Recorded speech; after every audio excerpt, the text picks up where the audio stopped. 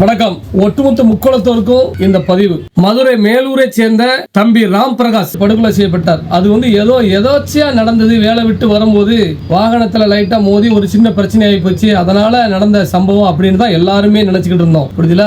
ஆனா இதுல என்னன்னா, அந்த பையனை மதியானம் வேலை செய்யற இடத்திலேயே தாக்கியிருக்காங்க, மிரட்டியிருக்காங்க. பட்டியலினத்தை சேர்ந்த அந்த கும்பல் என்ன பண்ணிருக்குன்னா, மதியானமே மிரட்டி இருக்காங்க. அப்ப நீ கடையை விட்டு வேலையை விட்டு வரட்டு நான் பாத்துக்கிட்டு தான் அப்படின்னு சொல்லி காத்து இருந்து திட்டம் போட்டு கொலை செஞ்சிருக்காங்க. சிசிடிவி கேமரா பார்த்தேன். ரொம்ப மனசுக்கு மிகவும் வேதனையா இருந்துச்சு. அந்த பையனுடைய மனநிலை 10 மணிக்கு வேலை விட்டு போகக்கூடியவன் நம்மளை எதுவும் செஞ்சிருவாங்களோ அப்படின்னு சொல்லி அந்த பையன் என்ன பண்ணிருக்காங்கன்னா 8 மணிக்கே போயிருப்பான் பொழுது போனவன தாக்கி கொலை செஞ்சிருக்காங்க. இதுல இருந்து என்ன தெரியுது அப்படின்னா, அந்த பையன் தேவையான இடத்துல பிறந்தாலும் அவன் அனாதையா இருந்திருக்கான். அந்த கடையில வேலை செய்யும் பொழுது ஆபத்துன்னு தெரிஞ்சு வெளியே போனா கொன்னுருவாங்கன்னு தெரியுது. அப்ப அந்த பையனுக்கு உறவுக்காரங்க யாரும் இல்லையா என்பது எனக்கு தெரியாது. ஆனா ஒட்டுமொத்த முக்குளத்தோரும் ஒவ்வொருத்தருக்கும் உறவுக்காரன் தான், அதுல மாற்றுக்கிறதே இல்லை. ஏதாவது ஒரு சமுதாய இயக்கத்துல அந்த பையன் பயணம் பண்ணியிருந்தா அப்படின்னா கண்டிப்பா அந்த பையன் ஒரு தலைவருக்கு போன் பண்ணிருப்பான். இப்ப பிஎம்டில அந்த பையன் இருந்திருந்தோம்னா எனக்கு போன் பண்ணிருப்பான், எனக்கு இந்த மாதிரி ஒரு பிரச்சனை அப்படின்னு சொல்லியிருப்பான். உடனே நிர்வாகிகள் அனுப்பி என்னன்னு பாருங்கப்பா, அந்த ஊர் நிர்வாகிகள் அடிச்சு பாதுகாப்பா கொண்டு செக்யூர் பண்ணிருப்போம். புரியுதா?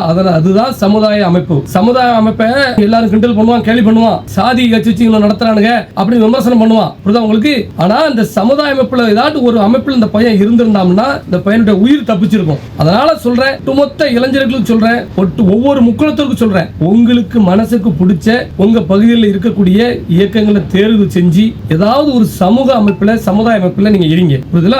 இல்லனா உங்களை பாதுகாக்கவே முடியாது. இனிமேல் யார் வருவா? யாராவது வந்தாங்களா? யாராவது போராட்டம் நடத்தாங்களா? ஆர்ப்பாட்டம் நடத்தாங்களா? வர மாட்டாங்க. புரியுதா? அதனால சொல்றேன், இப்ப திருநெல்வேலியில ஒரு சம்பவம் நடக்கு, அது ஆணவ கொலைன்னு சொல்றாங்க.